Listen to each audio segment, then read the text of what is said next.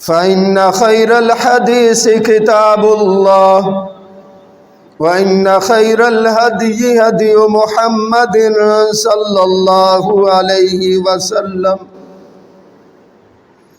وشر الأمور محدثاتها وكل محدثة بدعة وكل بدعة ضلالة وكل ضلالة في النار.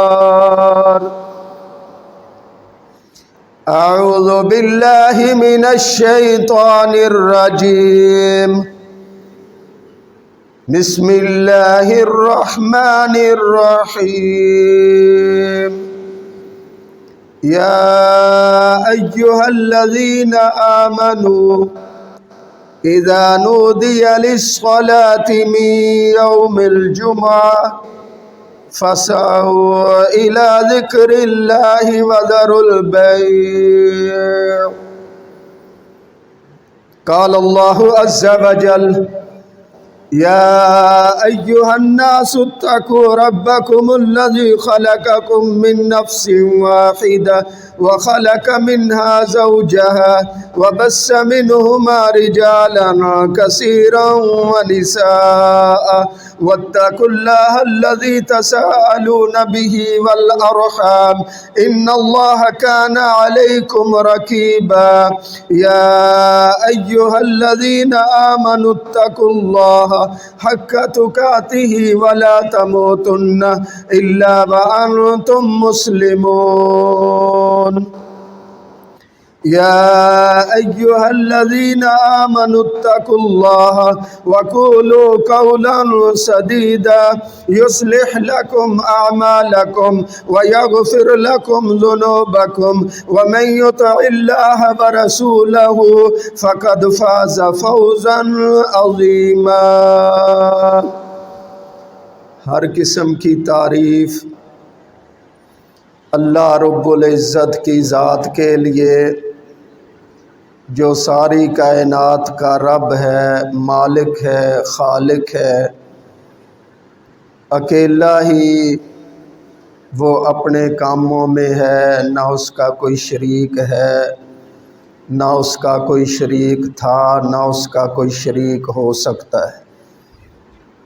درود و سلام سید الاولین والآخرین جناب محمد کریم علیہ السلام کی ذات کے لیے جو ساری کائنات کے نبی ہیں اور آخری پیغمبر ہیں. آج کے خطبہ میں اذان اور اقامت کے بارے میں، اذان اور تکبیر کے بارے میں قرآن کی اور نبی علیہ السلام کے فرامین کی کچھ باتیں ہوں گی. اللہ نے قرآن پاک کے اندر ایمان والوں کو سبق دیا: یا ایھا الذین آمنوا اذا نودی للصلاۃ من یوم الجمعہ فاسعوا الی ذکر اللہ وذروا البیع. ایمان والو، جب تمہیں جمعے کے لیے بلایا جائے تو جلدی کرو، اللہ کے گھروں میں پہنچ جاؤ. دوسرا معنی، جب جمعے کی اذان دی جائے تم اس اذان کو سنتے ہوئے جلدی کرو، جمعے کی ادائیگی کے لیے حاضر ہو جاؤ. سارے دنوں میں سے جمعے کا دن تمام دنوں کا سردار ہے. یہ خبر ہمارے پیغمبر علیہ السلام نے ہمیں دی ہے. اور جب جمعے کے لیے اذان دی جائے گی تو یہ اذان تمام اذانوں سے اہمیت رکھتی ہے. ویسے تو ساری اذانیں فجر کی ہو، ظہر کی ہو، عصر کی ہو، مغرب کی، عشاء کی، جو بھی اذان دی جاتی ہے ایک جیسی اذان ہے، اس میں اللہ کی بڑائی، نبی علیہ السلام کی رسالت کا اقرار ہے، اور مسلمانوں کو ان کی کامیابی کا راستہ بتایا گیا ہے۔ تو اہمیت والا دن جمعے کا دن، اور جو جمعے کے لیے اذان دی گئی وہ ساری اذانوں سے زیادہ اہمیت والی ہے۔ دنیا میں کسی کا کوئی نمائندہ ہو، جس کا وہ نمائندہ ہے، اس کی حیثیت کو، اس کی شان کو دیکھ کر نمائندے کی عظمت بھی بڑھ جاتی ہے۔ اذان دینے والا اللہ کی طرف بلاتا ہے، اللہ کا نمائندہ ہے۔ جس طرح اللہ سب سے بڑے ہیں، اذان دینے والا بھی اسی طرح لوگوں میں بڑا ہے۔ جتنے انبیاء آئے وہ لوگوں کو اللہ کی طرف بلاتے تھے، اللہ کی عبادت کی طرف بلاتے تھے، اللہ کی توحید کا سبق دیتے تھے۔ وہ سب سے زیادہ اہمیت والے آخر کے اندر ہمارے پیغمبر محمد کریم علیہ السلام تشریف لائے۔ وہ سب سے زیادہ لوگوں کو اپنے رب کی طرف بلاتے تھے۔ ان کی عظمت اللہ نے تمام نبیوں سے بھی زیادہ بنا دی۔ بھائیو دوستو، اذان کی اہمیت آپ جہاں سے اندازہ لگا لیں۔ نبی علیہ السلام کے پاس نبینا صحابی آیا، عرض کرنے لگا میرا گھر دور ہے، راستے میں خاردار جھاڑیاں ہیں، درخت ہیں، تو مجھے کوئی لے کر آنے والا نہیں، راستے میں پتھر بھی ہیں اور راستے میں پانی والے نالے بھی ہیں، تو رات کو عشاء کی نماز اور فجر کی نماز پڑھنے کے لیے آتا ہوں، تکلیف ہوتی ہے، اگر اجازت ہو تو میں گھر میں نماز پڑھ لیا کروں۔ پیغمبر علیہ السلام نے شفقت کرتے ہوئے فرمایا ٹھیک ہے۔ ابھی وہ تھوڑا سا دور گیا، ادھر سے جبرائیل علیہ السلام آ گئے، اللہ کا حکم لے کر۔ پیغمبر علیہ السلام نے فرمایا اس میرے صحابی کو واپس بلاؤ۔ صحابہ نے بلایا۔ پیغمبر علیہ السلام فرماتے ہیں تو اذان کی آواز سنتا ہے؟ جی اللہ کے رسول علیہ السلام۔ فرمایا پھر تجھے مسجد میں آنا ہی پڑے گا۔ یہ اذان کی اہمیت ہے۔ نبی علیہ السلام اگر کسی قوم کے اوپر حملہ کرنا ہوتا، کسی بستی اور کسی علاقے پر جہادی لشکر چڑھانا ہوتا، نبی علیہ السلام اپنے اصحاب کو لے کر اس علاقے کے قریب رات کو پہنچ جاتے، کان لگا کر رکھتے۔ اگر اس بستی میں سے، اس علاقے میں سے فجر کی اذان کی آواز آتی تو آپ اس بستی کے اوپر حملہ نہیں کرتے تھے۔ یہ اذان کی اہمیت، یہ اللہ کے نام کی اہمیت۔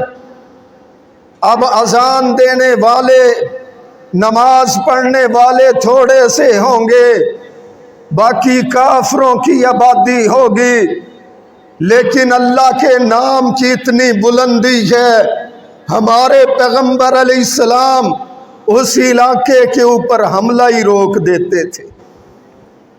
یہ اللہ کا نام ہے، یہ اذان ہے۔ جو ہمارے شہروں میں ہوتی ہے، جو ہمارے ملک میں ہوتی ہے،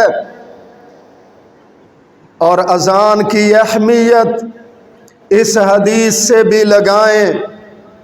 نبی کریم علیہ السلام نے فرمایا جب اذان شروع ہوتی ہے شیطان کے کان میں پڑتی ہے، وہ اذان کی آواز سے بھاگنا شروع کر دیتا ہے، اللہ کے نام سے بھاگنا شروع کر دیتا ہے۔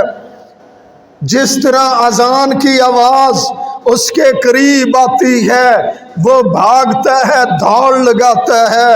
نبی علیہ السلام نے یہاں تک خبر دی اتنا تیز بھاگتا ہے کہ اس کی ہوا خارج ہو جاتی ہے۔ آپ اندازہ لگائیں کہ بندہ جب زیادہ تیز بھاگتا ہے، فکر مند ہوتا ہے، اسی وقت اس کی یہ حالت ہوتی ہے۔ تو شیطان اللہ کے نام سے اتنا بھاگتا ہے، اذان اس کو اتنی زہریلی لگتی ہے، وہ بھاگتا ہے آواز سن کر، یہاں تک آواز جاتی ہے وہ بھاگتا جاتا ہے۔ جب اذان ختم ہو جاتی ہے پھر جلدی جلدی آ جاتا ہے۔ مسجدوں کے اندر جو سنت پڑھ رہے ہوتے ہیں، جو نوافل پڑھ رہے ہوتے ہیں، ان کے دلوں کے اندر وسوسے ڈالتا ہے۔ جب جماعت کھڑی ہونے کے لیے اقامت پڑھی جاتی ہے، جس کو ہم تکبیر بھی کہتے ہیں، اقامت پڑھی جاتی ہے، پھر شیطان وہاں سے بھاگتا ہے، اتنی دور چلا جاتا ہے کہ اس کو اقامت کی آواز نہ آئے۔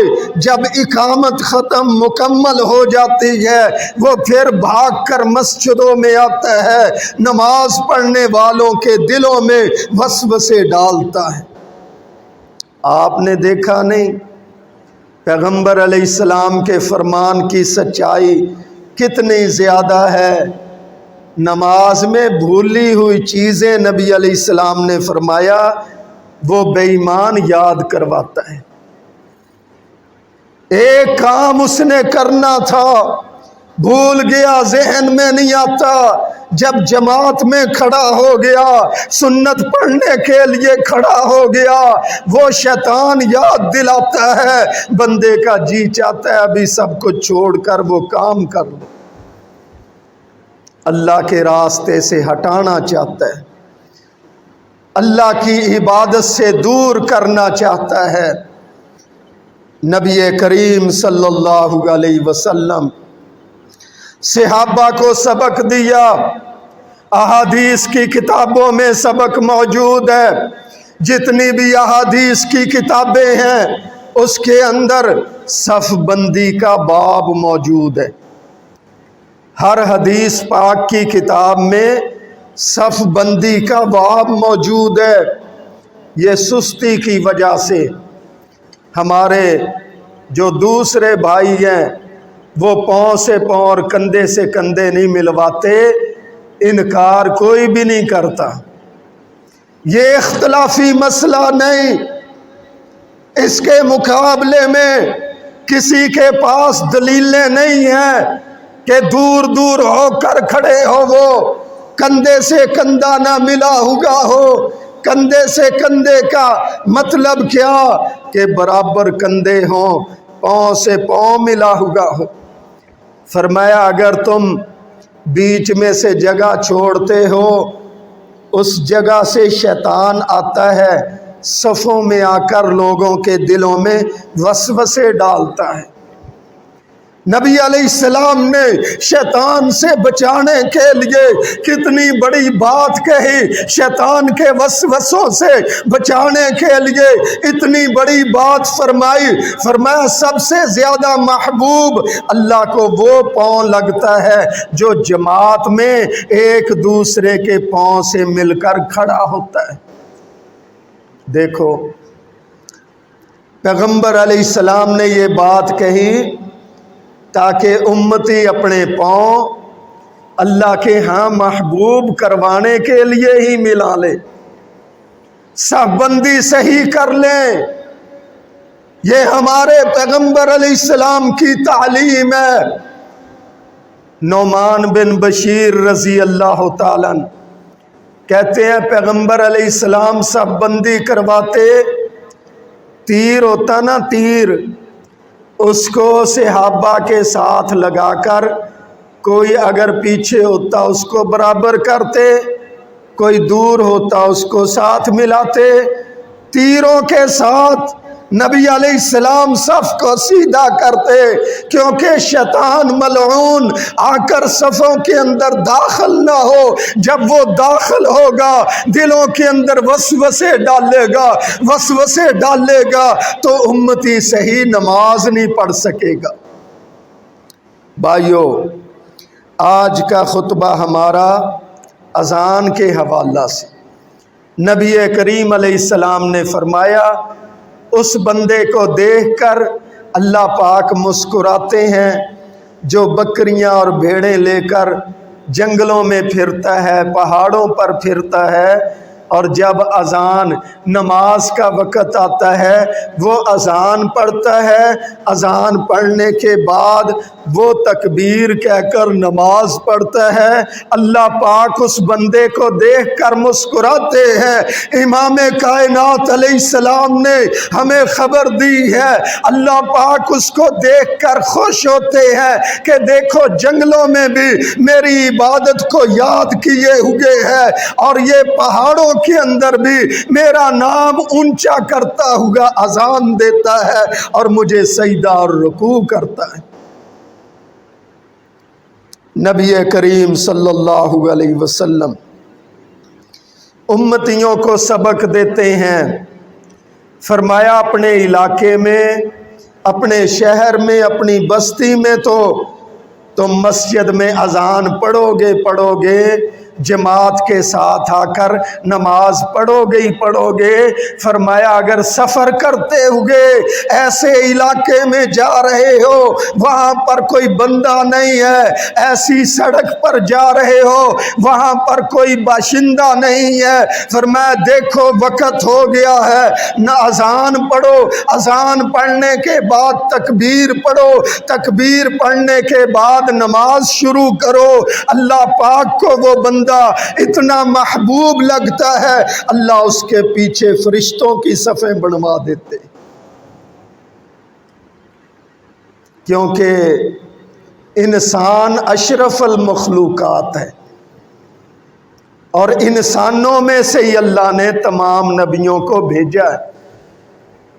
نوری بھی ان کے خادم، نوری فرشتے بھی ان کے خادم، اور دوسری مخلوقات بھی ان کی خدمت کرنے والی اشرف المخلوقات اگر ہے۔ اللہ پاک نے انسانوں کو بنایا، 1,24,000 نبی انسانوں میں سے اللہ نے پیدا کیے۔ ہمارے آخری پیغمبر علیہ السلام بھی انسانوں میں سے دنیا میں آئے، اور سب سے اللہ نے ان کو اونچا بنا دیا۔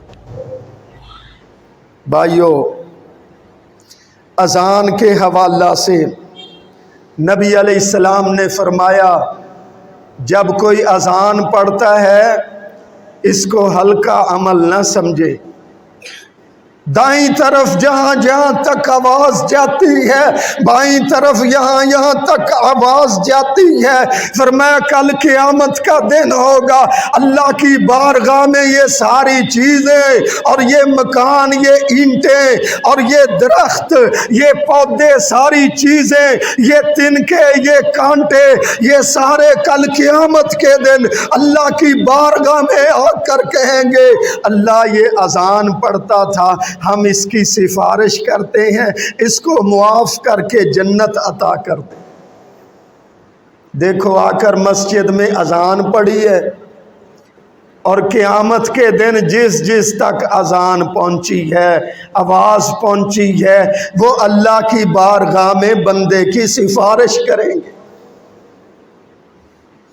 ہمارے پیغمبر صلی اللہ علیہ وسلم ہمیں سبق دیتے ہیں، فرمایا جب تم مؤذن کی اذان کو سنو، بھائی یہ ٹیک چھوڑ دیں، چھوٹے بھائی یہ گھٹنے بھی چھوڑ دیں، نبی کریم علیہ السلام نے منع فرمایا، فرمایا جب تم اذا سمعتم المؤذن، مؤذن کی اذان کو سنو، اس کی آواز کو سنو، فرمایا جو وہ کہہ رہا ہے اسی طرح کہتے چلے جاؤ۔ جب حی علی الصلاۃ حی علی الفلاح کہے تم لا حول ولا قوت الا باللہ کہو۔ دیکھو دو حرفوں میں بات سمجھا دی، جو وہ کہہ رہا ہے وہ کہتے جاؤ۔ جب حی علی الصلاۃ حی علی الفلاح کہے تم لا حول ولا قوت الا باللہ کہے۔ اب فجر کی اذان کو حی علی الفلاح کے بعد الصلاۃ خیر من النوم کہا جاتا ہے۔ اب یہاں پر کیا کہے؟ وہی کہے جو مؤذن کہہ رہا ہے۔ فرمایا اس طرح اذان مکمل ہو، جب اذان مکمل ہو گئی تو پھر اپنے پیغمبر پر درود پڑھے۔ درود پڑھنے کے بعد یہ دعا پڑھے، اللہم رب هذه الدعوۃ التامہ والصلاۃ القائمہ آت محمدا الوسیلۃ والفضیلہ۔ پکھا چلا دے۔ یہ دعا بتلائی، فرمایا جو اذان کا جواب دے، اذان کا جواب دینے کے بعد اپنے پیغمبر پر درود پاک پڑھے، پھر یہ دعا پڑھے، اللہ پاک اتنا اس کو محبوب سمجھتے ہیں، داخل الجنہ، اس بندے کو، اس بندی کو جنت میں داخل کریں گے۔ یہ اذان ہے جو اللہ نے مسلمانوں کو دی ہے۔ مبارک ہو ان کو جو اذان سنتے ہی شور بند کر دیتے ہیں، گاڑیوں میں گانا بجانا بند کر دیتے ہیں۔ جس طرح اللہ پاک توفیق دے رہا ہے اذان کے وقت گانا بجانا بند کرتے ہو، شور بند کر دیتے ہو، اللہ کرے اسی طرح ہمیشہ ہمیشہ ہی کلمہ پڑھنے والے گانے بجانے کو بند کر دیں۔ بھائیو، اذان کے حوالہ سے ہمارے پیغمبر علیہ السلام ہم سب کو سبق دیتے ہیں اور ہماری تربیت کرتے ہیں۔ جب آپ نے اتنی فضیلتیں بیان کی، ایک حدیث پاک میں فرمایا کل قیامت کا دن ہوگا، اذان دینے والے جتنے ہوں گے اللہ قیامت کے دن ان کی گردنوں کو اونچا کر دے گا، محشر کے میدان میں دکھائے گا، یہ میرے وہ بندے ہیں جو دنیا میں اذان دیتے تھے۔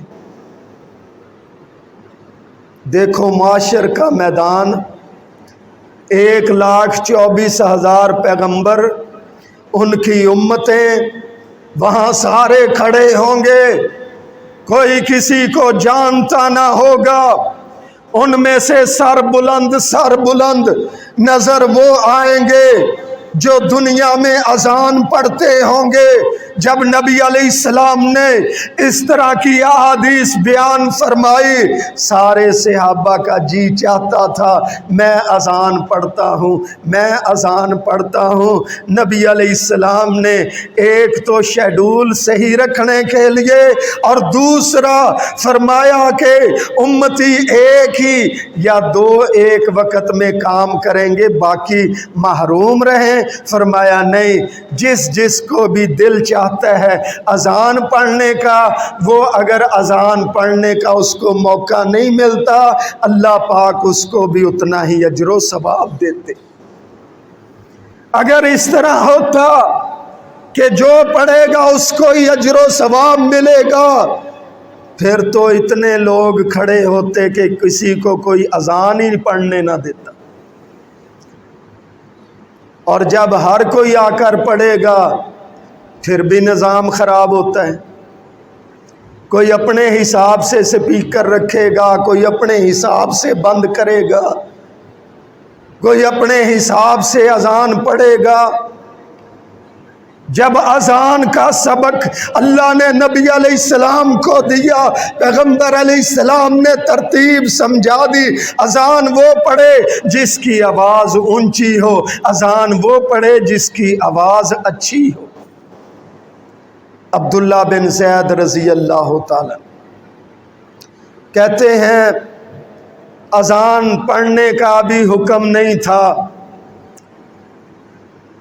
نبی علیہ السلام فرماتے آگ جلا کر اوپر کو کرو، لوگ اس آگ کو دیکھ کر سمجھ جائیں گے کہ نماز کا وقت ہو گیا، نکوس بجاؤ، اس آواز کو سن کر لوگ سمجھیں گے نماز کا وقت ہو گیا۔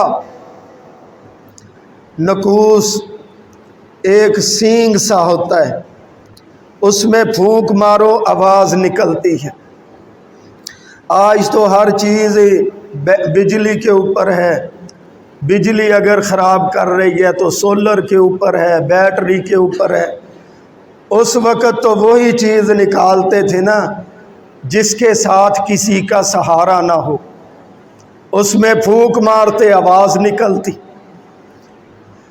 عبداللہ بن زید کو نبی علیہ السلام نے حکم دے دیا تھا، فرمایا یہ تو اپنے پاس رکھ، جب اذان کا وقت قریب آئے گا تیری ڈیوٹی ہے اس کے اندر تو نے پھونک مارنی ہے، آواز پہنچے گی، صحابہ کرام نماز کے لیے مسجد میں آئیں گے۔ عبداللہ بن زید رضی اللہ تعالیٰ جا کر اپنے گھر میں لیٹے، رات کو نیند کرنے کے لیے لیٹے تو خواب کے اندر ایک آدمی آیا، اس کو نبی علیہ السلام نے بتلایا کہ وہ فرشتہ تھا۔ آ کر کہتا ہے تیرے ہاتھ میں کیا ہے؟ کہتا ہے یہ نکوس ہے، اس کے اندر پیغمبر علیہ السلام نے حکم دیا پھونک ماریں گے، آواز نکلے گی، لوگ نماز کے لیے آئیں گے۔ تو اس فرشتے نے کہا میں تجھے اس سے اچھا عمل بتلاتا ہوں، جب اذان نماز کے لیے بلانا ہو تو اس طرح یہ الفاظ اونچی اونچی آواز سے پڑھو، اللہ اکبر اللہ اکبر اللہ اکبر اللہ اکبر۔ ساری اذان اس نے پڑھ کر سنائی تو صحابی ادھر سے فجر طلوع ہو رہی تھی، آنکھ کھلی، بیداری ہوئی، بھاگ کر نبی علیہ السلام کے پاس آیا، آ کر عرض کرتا ہے اللہ کے رسول علیہ السلام اس طرح خواب دیکھا ہے۔ نبی علیہ السلام نے فرمایا یہ تیرا خواب حق ہے، تو بلال کو بلا، اس کو کھڑا کر، اگر اللہ نے چاہا ہم اسی طرح اس کام کو شروع کرتے ہیں، بلال کو کھڑا کر، اس کی آواز اونچی ہے، اس کو کلمے بتاتا جا اور وہ اذان پڑھتا جائے گا۔ اب اس خواب میں، اس عمل میں اذان کا حکم بھی ہو گیا، پڑھنے کا حکم بھی ہو گیا، یہ سبق بھی آ گیا کہ جس کی آواز اونچی ہے اس کو اذان کے لیے متعین کرو۔ اب جس کی چاہت ہے کہ اللہ مجھے بھی اذان کا اجر و ثواب دے، فرمایا وہ چاہت رکھے گا اللہ پاک اس کو بھی اجر و ثواب دے گا، خواہ اس کو اذان پڑھنے کا موقع ملے یا نہ ملے۔ یہ شریعت ہی اتنی بلند ہے، نیت کرو اللہ اجر و ثواب دیتا ہے۔ جس طرح فرمایا نا نبی کریم علیہ السلام نے تم شہادت کی دعا مانگا کرو، اللہ شہادت کی موت دے، شہادت کی موت دے۔ فرمایا اس کو میدان جہاد میں جانے کا موقع نہ بھی ملے، اس کو کافروں کے مقابلے میں لڑنے کا موقع نہ بھی ملے، اگر وہ اپنے بستر پر ہی مر گیا سچے دل سے دعا کرتا تھا، سچی نیت تھی، فرمایا منازل الشہداء، اللہ پاک اس کو شہداء کی منزلوں پر فائز کر دیتا ہے۔